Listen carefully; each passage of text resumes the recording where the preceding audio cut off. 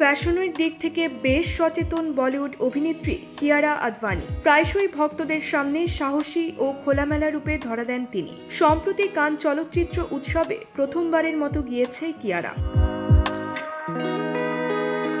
উৎসবের দ্বিতীয় দিনে তার দেখা মিলল বারবি পুতুলের সাজে। তার পরনে ছিল অফ শোল্ডার সিল্কের গাউন। কালো গোলাপি গাউনের পিছনের দিকে নজর কেড়েছে বড় মাপের গোলাপি একটি বো। হাতে রয়েছে কালো নেটের গ্লাভস, মাথায় খোপা আর গলায় নেকলেস।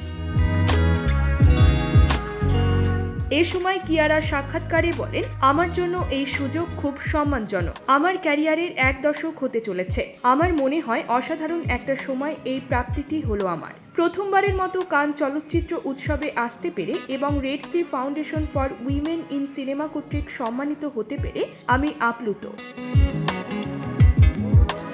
তবে অভিনেত্রীর এভাবে কথা বলার ধরন দেখে সামাজিক যোগাযোগ মাধ্যমে ভক্তদের মাঝে সমালোচনার ঝড় বয়ে যাচ্ছে। অনেকেই তার এই সাক্ষাৎকার শুনে বলেছেন, কিয়ারা কি নিজেকে কিম কার্দাশিয়ান মনে করছেন? অনেকে আবার বলেছেন, ভারতের বাইরে বেরিয়েই বিদেশি হয়ে গিয়েছেন নায়িকা।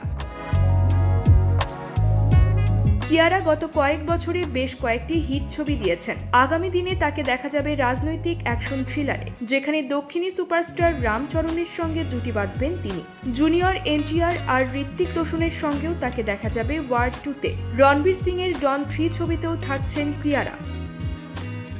News desk, UKBD Times.